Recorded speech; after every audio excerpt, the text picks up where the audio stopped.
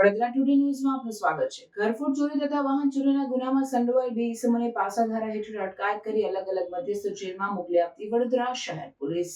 વડોદરા શહેર દ્વારા બહાર પાડવામાં આવેલી અખબારી યાદી મુજબ ઘરફોડ ચોરી અને વાહન ચોરીના ગુનામાં સંડોવાયેલ બે આરોપીઓની પાસા હેઠળ અટકાયત કરવામાં આવી છે.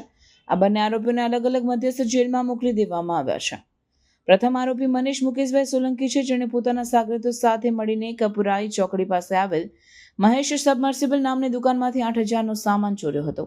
અને એક બનાવમાં તેણે સાકરદા ભાદરવા રોડ પરના ઇન્ડિયા 1 એટીએમ મશીનમાંથી પૈસા ચોરવાનો પ્રયાસ કર્યો હતો, જેમાં તેણે બેંક રૂમનો દરવાજો અને એટીએમ મશીનનું લોખંડનું વોલ્ટ તોડીને જાહેર સંપત્તિને નુકસાન પહોંચાડ્યું હતું.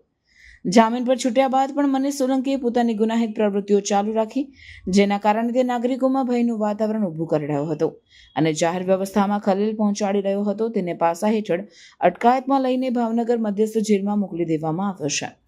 બીજો આરોપી મનહરભાઈ ઉર્ફે મહેશ ઉદાભાઈ વાદી છે, જેણે વડોદરાના વિવિધ વિસ્તારોમાંથી મોટરસાયકલની ચોરી કરી હતી. તેણે દુમાડ ચોકડી નજીકથી એક Hero Passion X Pro motorcycle, Kareli બાગમાંથી એક હોન્ડા સીડી 110 મોટરસાયકલ અને અમિતનગર બ્રિજ પાસેથી એક પેશન પ્રો મોટરસાયકલની ચોરી કરી હતી. જામીન પર છૂટ્યા બાદ પણ તે વાહન ચોરીની પ્રવૃત્તિઓ ચાલુ રાખી, જેના કારણે નાગરિકો પોતાની સંપત્તિની અસલામતી અનુભવી રહ્યા હતા અને જાહેર વ્યવસ્થામાં ખલેલ પહોંચી રહી હતી. મનહરવાદીને પણ પાસા હેઠળ અટકાયતમાં લઈને ભાવનગર મધ્યસ્થ જેલમાં મોકલી દેવામાં આવ્યો છે.